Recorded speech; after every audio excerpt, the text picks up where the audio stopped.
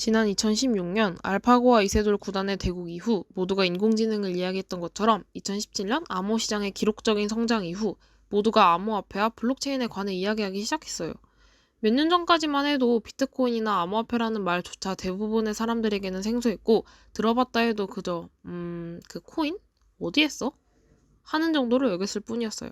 하지만 몇 달 전 테슬라의 CEO 일론 머스크의 트윗으로 비트코인 가격이 요동치는 사건이 있을 정도로 사람들은 비트코인과 암호화폐에 관심을 많이 가지고 있고 언론에서도 끊임없이 암호화폐와 블록체인과 관련된 새로운 기사들을 내보낼 정도로 비트코인과 블록체인은 큰 이슈가 되고 있어요. 그러나 귀에 딱지가 않도록 그 이름만 들어봤을 뿐 정작 암호화폐가 뭔지, 블록체인이 뭔지 정확하게 아는 사람은 많지 않아요.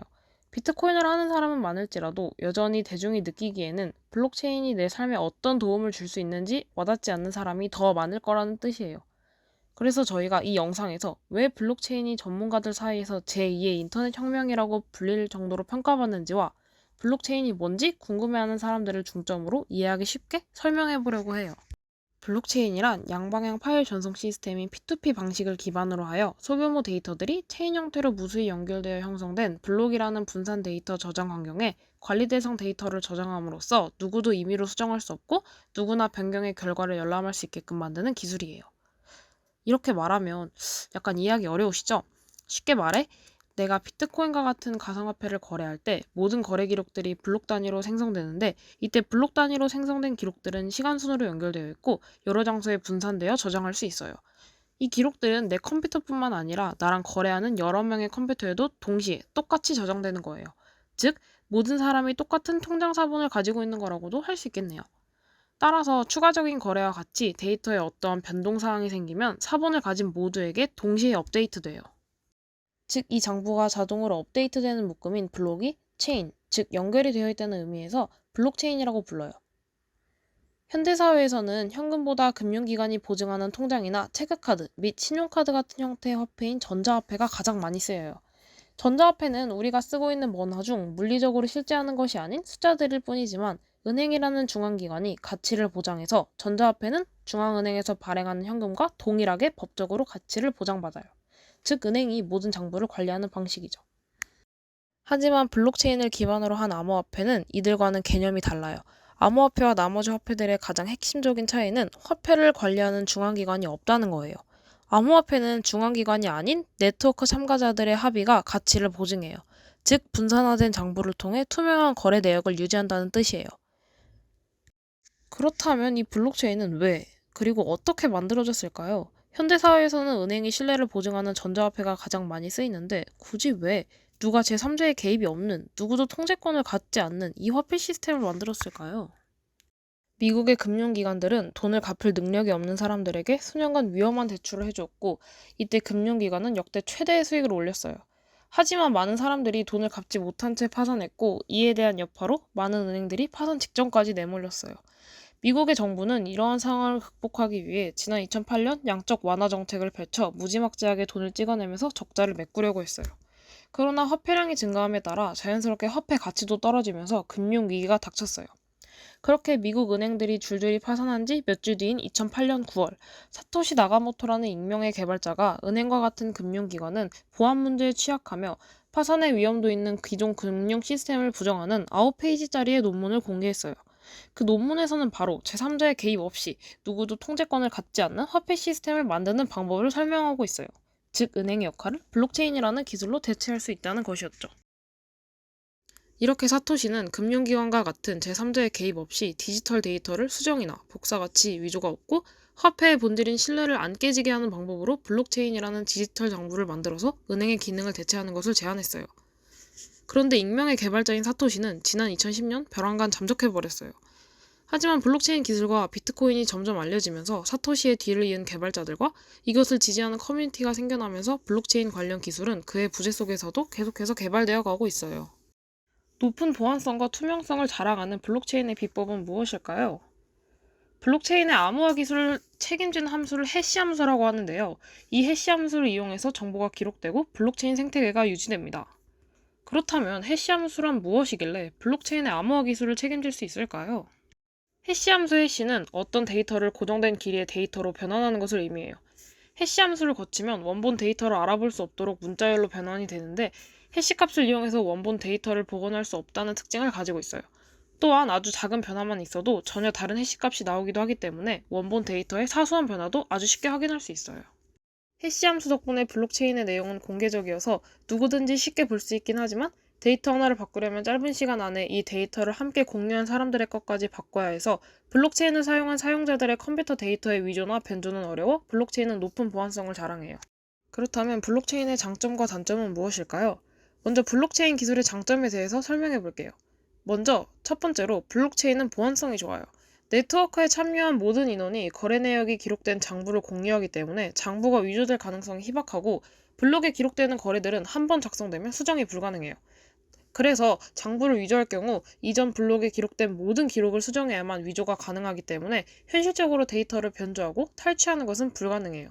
두 번째는 블록체인에 기록된 거래 내역들은 특정 기관이 아닌 네트워크 참여자들 모두가 실시간 거래 모니터링이 가능하기 때문에 투명성을 가져요. 세 번째는 블록체인에 참여하기 위해서는 특정한 개인정보가 요구되지 않기 때문에 익명성을 가진다고 할 수 있어요. 그리고 네 번째는 비용이 경제적이라는 거예요. 거래 정보와 인증을 위한 중앙 서버와 집중화된 시스템이 필요 없고 중간 수수료도 거의 필요 없기 때문에 비용이 적게 들어요. 마지막으로 다섯 번째는 제3자의 개입이 없는 탈중앙화이기 때문에 거래 속도가 빨라요. 거래의 인증, 증명 과정에서 제3자를 배제하는 실시간 거래가 이루어지기 때문에 거래 기록의 신뢰성 확보와 동시에 거래의 효율성 및 속도가 향상돼요. 하지만 블록체인의 여러 장점에도 불구하고 실제 금융 분야로의 적용 시 주의해야 할 점도 존재해요. 첫 번째로는 블록체인의 분산성과 익명성으로 인한 관리 문제가 있어요. 블록체인의 기술상 모든 데이터가 참여자들에게 공개되는데 이는 개인정보를 다루는 국내 신용정보법에 상충될 가능성이 있어요. 또한 익명성에 기반한 거래는 실명 확인을 의무화하는 국내 금융 실명제로 인해 추가적인 사용자 확인 과정이 필요할 수 있어요. 두 번째는 거래의 신뢰성을 감독하는 제3의 외부 기관이 존재하지 않기 때문에 법, 제도적 환경에 대한 사전 논의가 필요해요. 누구든지 익명으로 거래에 참여하고 검증 작업에 참여할 수 있기 때문에 거래 조작, 이중결제 등의 불법 행위에 대한 검열과 법적 조치를 취할 수 있는 관리 주체가 필요해요. 세 번째는 블록체인에 데이터가 기록되면 이를 수정하기가 무척 어렵고 거의 불가능해요. 안정성은 블록체인의 장점이긴 하지만 지우고 싶은 데이터가 있다고 하더라도 그것을 지울 수 없기 때문에 에러가 발생할 경우 신속한 대응이 제한돼요. 네트워크 참여 가능 여부에 따라 블록체인의 종류를 나눌 수가 있는데요. 첫 번째로 비트코인, 이더리움 등에서 사용되는 누구나 다양한 장비를 이용하여 네트워크에 참여할 수 있는 퍼블릭 블록체인이 있어요.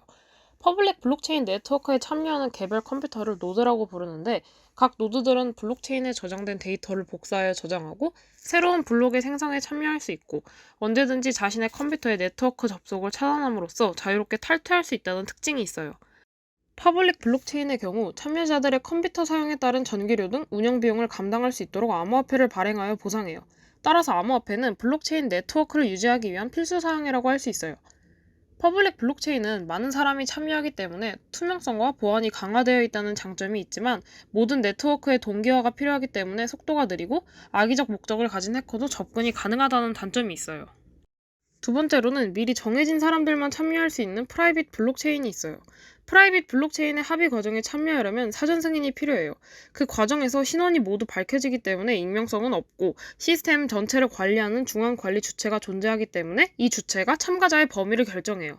프라이빗 블록체인은 미리 참가자를 제한하고 신뢰할 수 있는 참가자들끼리의 거래를 승인하기 때문에 합의 과정이 퍼블릭 블록체인에 비해 간단해서 네트워크 운영에 참여한 보상이 필요가 없고 정보의 외부 유출을 원하지 않고 처리 속도를 중요시하는 기업을 중심으로 개발되고 있으며 고도의 보안을 필요하는 정부에서도 주로 이러한 형태로 블록체인 도입을 고려 중이라는 특징이 있어요.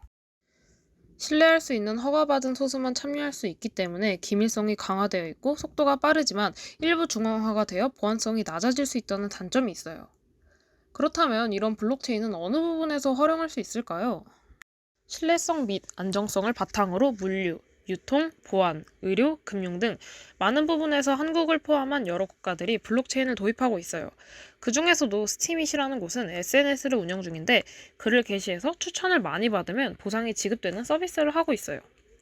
또 루이비통은 진품 여부를 가리기 위해 원산지부터 판매 시점까지 모든 유통 과정의 추적이 가능하도록 블록체인 기반 플랫폼을 개발하고 있고, SK텔레콤에서는 전화번호를 바탕으로 신원을 간편하게 증명할 수 있는 모바일 신분증 기술을 개발하고 있어요.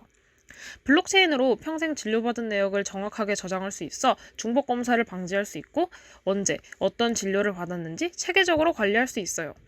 마지막으로 신한은행에서는 블록체인 기반 대출 자격 검증 시스템을 도입하였고, NH농협은행에서는 P2P 금융 등서 블록체인 서비스를 출시하는 등 다방면에서 활용될 수 있는 모습을 보여주고 있어요. 블록체인 서비스 중 가장 많이 들어보셨을 비트코인에는 여러 사건 사고가 존재해요. 먼저 비트코인의 가능성을 알아본 한 개발자가 비트코인 거래소를 출시하며 0.003달러에서 0.07달러로 상승. 그러다 일반적으로 구매할 수 없는 총, 탄약 등을 살 수 있는 블랙마켓이 생기고, 이 블랙마켓 내에서 비트코인으로 거래하게 되면서 1달러까지 상승했어요. 이후에는 타임즈, 포브스 등에서 혁신적인 기술이라고 소개한 이후에 28달러까지 상승했고, 그리스인들이 세금을 피하기 위해 비트코인을 대량 구매하면서 1200달러까지 상승했어요. 지난 2017년에는 많은 은행과 대기업들이 비트코인의 화폐로서 가능성을 보고 투자했고, 비트코인의 파생 상품의 상장으로 결국 18,700달러까지 상승하게 됐어요. 그리고 이런저런 이유로 현재는 한화 약 7천만 원 이상의 가치를 가지고 있다고 해요. 한국에서도 암호화폐에 관심이 많아지고 난 후 지난 2021년 6월 코인 관련해서 문제가 있었어요. 아프리카 TV BJ의 사생활 폭로에 관련된 의혹을 네티즌들이 조사하던 중 거액의 후원자로 유명한 인물이 가상화폐 발행을 앞두고 BJ들에게 금전적 투자를 받고 홍보를 통해 BJ의 시청자들을 속여 막대한 이득을 보려고 한 정황을 발견한 거예요. 이처럼 부정적으로 사용될 수도 있지만 앞서 말했듯 활용 범위가 굉장히 넓어 블록체인에 대한 관심은 날이 갈수록 많아지고 있어요. 2016년 세계 경제 포럼에 참가한 전문가들은 2025년에는 전 세계 총생산의 10%가 블록체인 기반의 플랫폼에서 발생할 것으로 전망하였고, 유엔은 미래를 바꿀 기술 중 하나로 블록체인을 선정하였으며, 2050년경에는 현금이 사라지고 디지털화된 모든 데이터에 블록체인 기술이 적용되면서 이전과는 다른 서비스 형태가 등장할 것으로 예측하고 있어요. 블록체인은 인공지능이나 사물 인터넷과 같은 4차 산업혁명을 이끌 기술과도 융합되고 있어서 빅데이터 시장의 확산을 이끌 것으로도 기대되고 있어요. 오늘은 블록체인에 대해서 알아봤는데요. 어렵고 복잡한 내용이지만 요즘 기업들이나 정부에서 밀어주는 기술이라는 것을 알아두고 관심을 가지면 블록체인이 중요한 시대에서 조금이나마 이득이 되지 않을까 싶어요. 더 궁금한 점이나 개선이 필요한 부분, 혹은 다음에 듣고 싶은 내용이 있으면 댓글에 남겨주세요. 다음 영상에서 만나요. 안녕!